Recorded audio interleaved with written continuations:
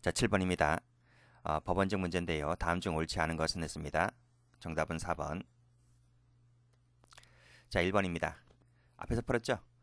뒤로 몰래 접근해서 성기를 드러내고 등 쪽에 소변을 보았다고 했을 때 피해자가 이를 인식하지 못했다 할지라도 추행죄가 된다라고 말씀드렸습니다. 옳은 지문. 자, 2번. 자, 추행이 되려면 객관적으로 평가합니다. 일반인이 성적 수치심이 혐오감을 일으키게 할 만한 행위로서 성적 도의관념에 반하는 행위를 행위자가 대상자를 상대로 실행하는 것이면 충분합니다. 즉 추행이라고 하는 것은 수치심, 혐오감, 성적 도의관념에 반하는 행위면 족합니다. 그 행위로 대상자가 성적 수치심이나 혐오감을 반드시 실제로 느껴야 할 필요는 없는 것이죠. 자, 이 1번도 연장선입니다. 행위 당시 피해자가 이를 인식하지 못했다 할지라도 추행이 되듯이, 자, 2번도 그 연장선에서 이해하시면 되겠습니다. 반드시 실제로 느껴야 할 필요까지는 없습니다.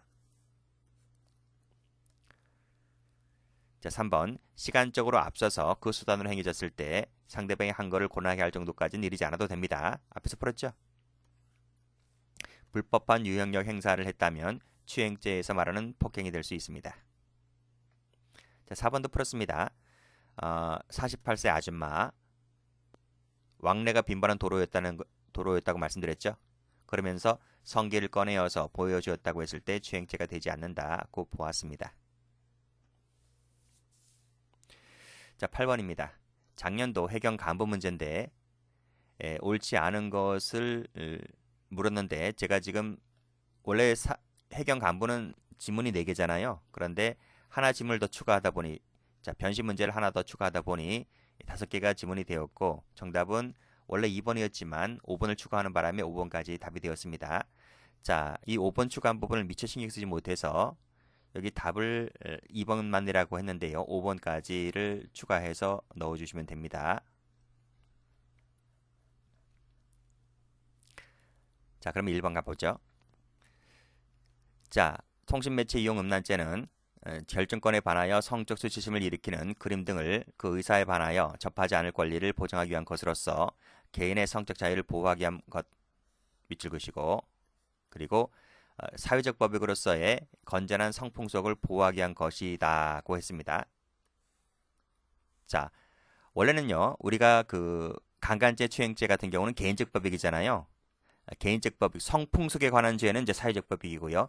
이렇게 우리 형법에는 나누어서 앞에 부분은 개인적 법익에는 강간죄와 추행죄 위주로, 그리고 저 뒤쪽으로 가면 사회적 법익에서 성풍속에 관한 죄를 뭐 공인음란죄라든지 이런 죄를 규정하고 있는데, 자, 그래서 조심할 것이 뭐냐면 이 통신 매체 이용 음란죄는 저도 이제 개인적 법익에 관련된 것이라고 보았거든요.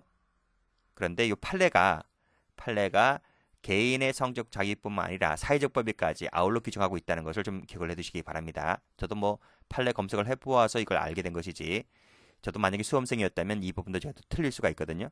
그래서 통신 매체 이용 음란죄는 개인적 법익도 있고 사회적 법익까지 아울러 규정하고 있다. 이렇게 정리해 두시면 되겠습니다. 최신 판례일걸요? 그쵸?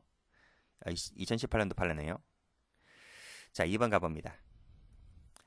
자, 피해자를 촬영하기 위하여 캠코더 줌 기능을 이용하여 피해자 있는지 여부를 탐색하다가 발견하지 못해서 촬영을 포기합니다. 자, 그랬을 때 착수라고 볼 수 있다. 촬영을 포기했다고 했죠? 발견하지 못했죠? 발견하지 못했기 때문에 착수가 아니라는 판례입니다. 자, 이 부분은 총론교재에도 비슷한 문제들이 실려 있어요.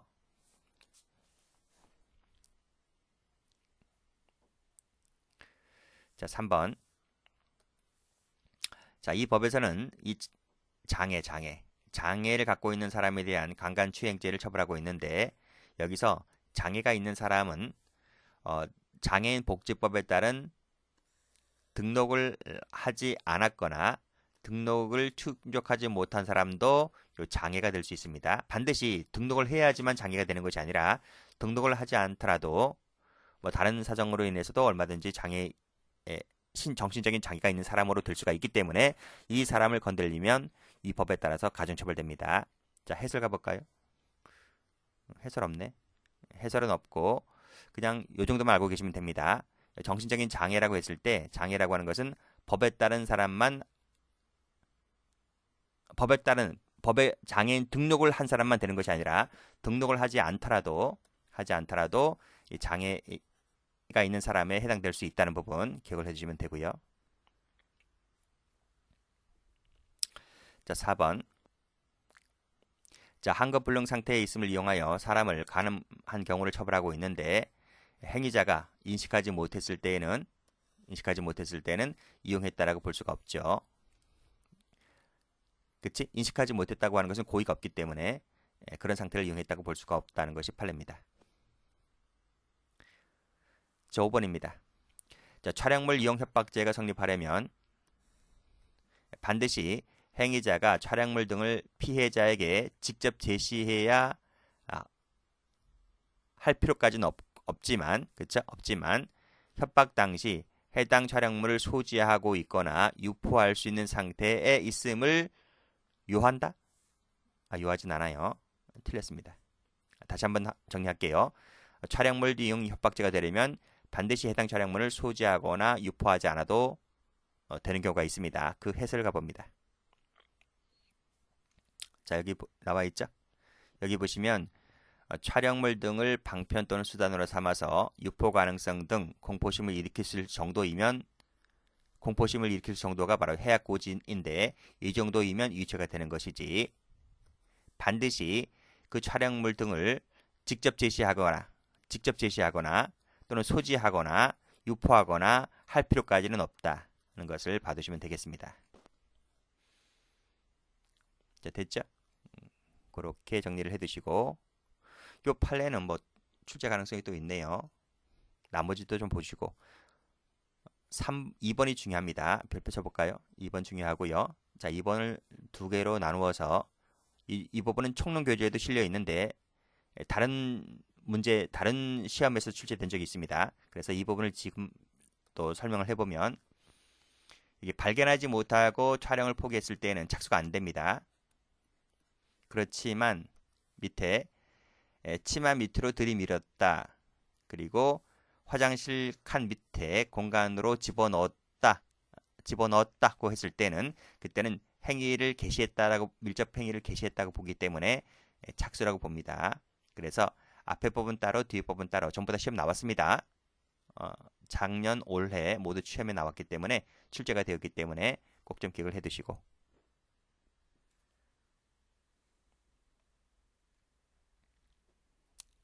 자, 9번입니다. 다음 중 옳지 않은 것은 했습니다. 작년도 법형 문제입니다. 자, 정답은 5번. 자, 1번입니다. 약물을 투여했다. 그래서 일시적으로 수면 의식불명 상태에 이르게 되었는데 자, 그러면 어떻게 됩니까? 약물을 투여하면 그러면 피해자의 건강 상태가 불량하게 변경되죠. 그리고 장애도 초래가 됩니다. 약물을 투여하면 자, 그러면 자연적으로 의식을 회복하거나 외부적으로 드러난 상처가 없다 할지라도 강간치상죄나 추행죄에서 말하는 상해가 될 수 있습니다. 옳은 질문. 보통 약물 투여가 대부분 상해로 인정됩니다. 자, 추행죄는 한거 곤란할 정도까지 요구되지 않는다 했죠. 한거 곤란할 때까지는 요구되지 않고 옛날 판례는 다 한거 곤란할 정도까지 요구했습니다. 근데 판례가 변경되고 시대가 변경되니까 관련 판례도 그 시대에 맞춰서 판례도 탄력적으로 변경되는 거예요. 자, 옛날에는 한거 곤란할 때까지 요구했지만 지금은 안 그렇습니다. 지금은 불법한 유형의 행사라든지 공포심을 일으킬 정도의 해악고지이면 족하다고 했습니다. 앞에서 똑같은 문제 출제됐습니다. 옳은 질문. 자, 3번. 자, 치상죄에서 상해 결과는 수단 그리고 그 자체로부터 발생한 것이어야 한다고 했고 자, 여기까지 맞습니다. 상해를 가한 부분을 고의범인 상해죄로 처벌하면서 이를 또다시 결과적 가중범인 추행치상죄의 상해를 인정하면 됩니까? 안 됩니까? 안 돼요. 그때는 이중처벌됩니다. 이중처벌되는 것이기 때문에 이런 것은 허용되지 않는다. 그래서 이런 것을 이중으로 처벌할 수는 없다. 맞습니다. 이 설명은 그 결과적 가정범, 총론 시간에 결과적 가정범에 가보면 거기서 나와 있죠. 어떤 사건이었나요? 그 룸에서 술을 먹었는데 술값이 생각보다 비싸게 나온 겁니다. 그러니까 룸사롱에서 장난친 거죠. 그래서 손님들이 화가 나서 그 술집 아가씨를 때렸어요. 때려서 상해를 입혔습니다. 상해를 입혔고 둘이 술을 마셨는데 술값이 많이 나오니까 그 남성이 여성을 종업원을 폭행을 했고 그리고 그 남성은 다른 남성은 신고하라 경찰서에 신고하러 간 거예요. 자 그러니까 그 룸사롱 그 안에는 이제 다른 남성과 다른 여성 한 명만 이제 1대1로 남아 있었던 것이죠. 그 상태에서 그 남성이 여성을 추행을 합니다. 추행. 근데 그 추행이라고 하는 것은 강제 추행의 결과로 나온 그 상해가 아니거든요. 그 상해는 추행하기 전에 먼저 폭행을 가한 부분이기 때문에 그때는 그 독자적으로 상해죄가 된 겁니다. 된 것인데 그 상해는 추행으로 나온 상해가 아니기 때문에 그 상해를 강제추행 치상으로 갈 수는 없겠죠. 몰고 갈 수는 없겠죠. 그렇죠. 그래서 죄가 어떻게 된다? 상해죄 하나, 추행죄 하나, 경합범이 된 겁니다.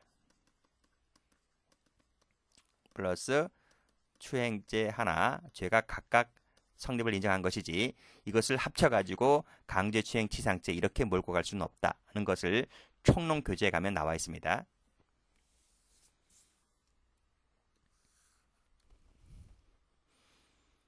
자, 4번. 자, 동성인 군인 사이 학문 성교 이와 유사한 행위가 사적 공간에서 자발적으로 행해집니다. 자, 군인들인데 군인들끼리 자발적으로 동성애에 따라서 행해진 것이라고 한다면 그 행위자들의 성적 자기결정의 자유가 침해되었다고는 보기 어려우므로 이것은 추행죄로 가서는 안 된다는 것이죠. 자발적 의사에서 행해진 것이기 때문에. 자, 5번입니다.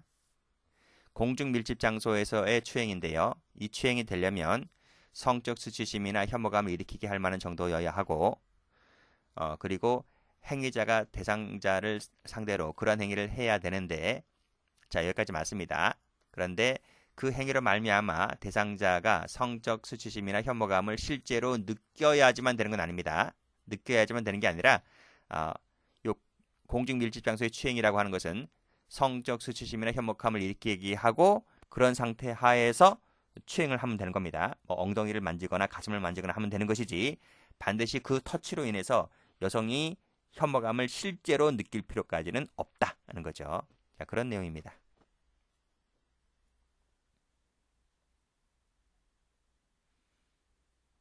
자, 10번. 자, 이 부분도 작년도 법형 문제인데요. 다음 중 옳은 것은 모두 몇 개인가 했습니다. 정답은 1번. 자, 기억번입니다. 미성년자 의제 강제추행죄인데요. 의제입니다. 13세 미만자죠. 자, 형법 제305조가 강간죄와 추행죄의 미수범 처벌, 즉 강간죄나 추행죄는 미수범 처벌 조항이 있잖아요. 근데 300조에는 굳이 이런 조항이 없습니다. 자, 없기 때문에 따라서 의제 강간추행죄의 미수범은 처벌할 수가 없다. 맞습니까? 틀렸죠. 명시적인 규정은 없습니다. 없지만 그 예에 따라서 처벌한다고 했기 때문에 따라서 강간죄와 추행죄가 미수범을 처벌하고 있으므로 의제 강간추행죄도 미수범 처벌을 할 수 있다는 얘기입니다. 틀렸습니다.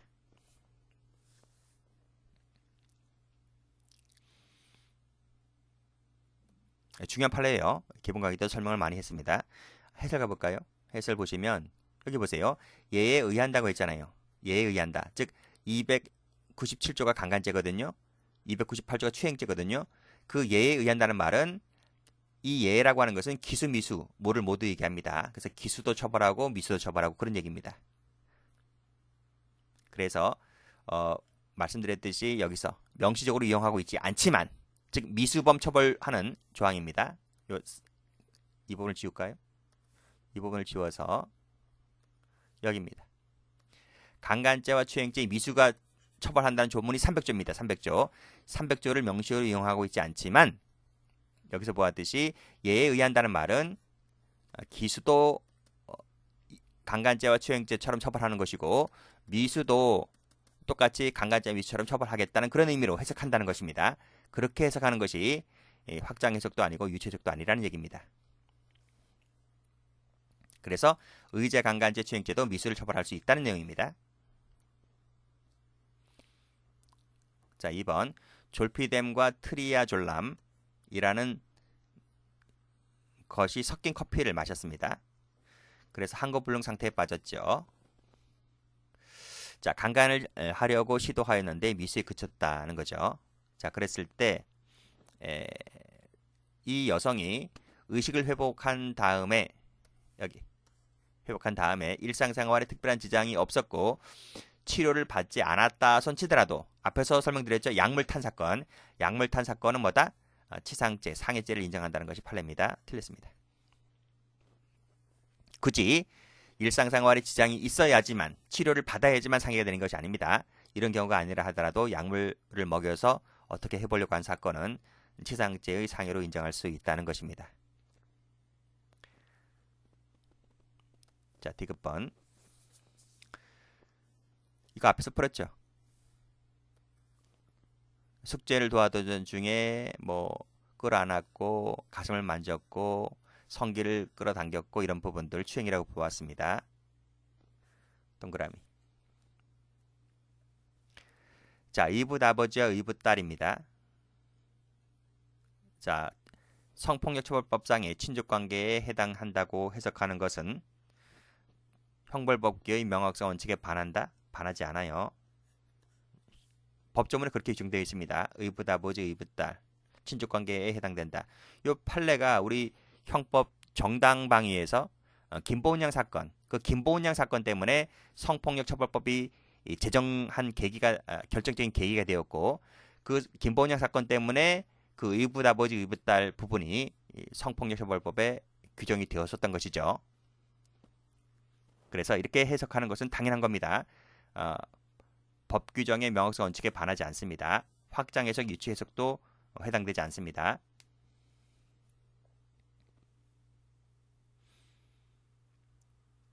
여기까지입니다.